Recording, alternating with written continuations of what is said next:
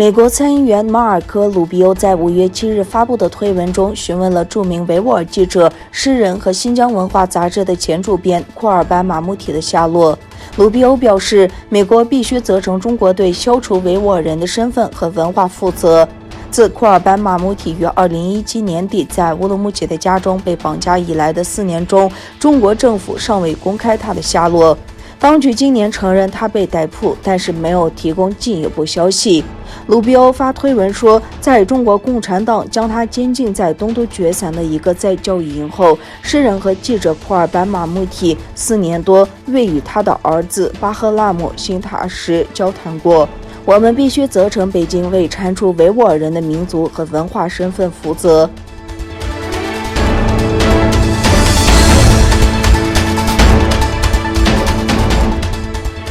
越来越多的国家认定中国在东突厥散进行种族灭绝和反人类罪之际，中国在东突厥散的破坏日益增加。据悉，维吾尔商人阿卜杜勒赫满·阿西姆最近在中国监狱死亡。根据不愿意透露姓名的证人提供的消息，1962年出生于伊宁的商人阿卜杜勒赫满·阿西姆2天前因在监狱中遭受酷刑而死亡。他于1962年出生于伊宁。自1992年以来，他在中国和哈萨克斯坦之间做生意。他于2017年底因宗教极端主义而被捕，并被拘留在集中营中。2019年晚些时候，他被判处19年徒刑。据悉，中国警方打电话给他的家人，并称他已死亡。警察拒绝将他的遗体交给家人，他被埋在警察局附近。据报道，他因对儿童进行宗教教育而受到指控。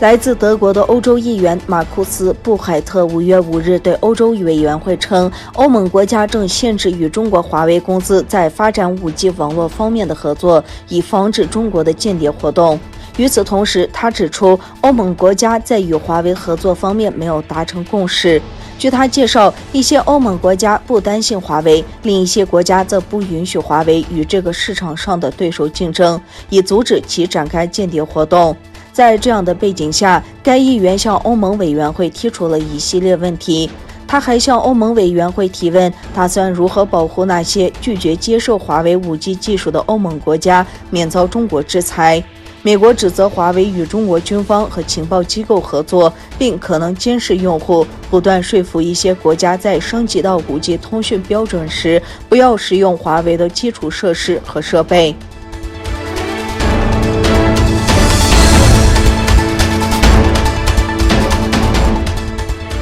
一份新研究报告称，2019年中国的年度温室气体排放量占世界总量的27%，首次超过经济合作与发展组织国家的总排放量。总部位于纽约的咨询公司荣典集团在报告中说，中国2019年的温室气体排放达到了140.93亿吨二氧化碳当量，占全球总排放量的27%以上，远远超过了排在第2位的美国。美国的排放量约占全球总排放量的11%。此外，印度2019年的温室气体排放量也首次超过欧盟，约占全球总量的6.6%。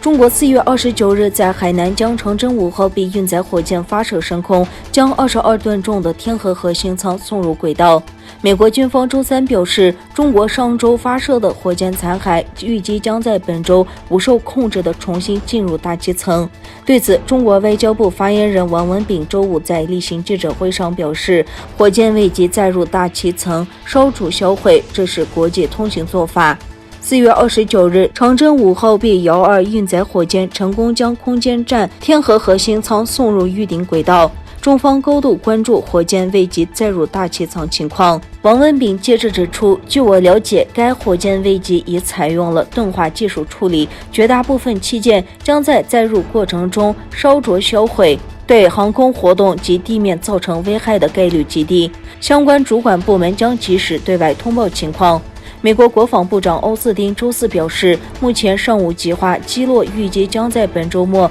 从大气层回落的中国大型火箭的残余物。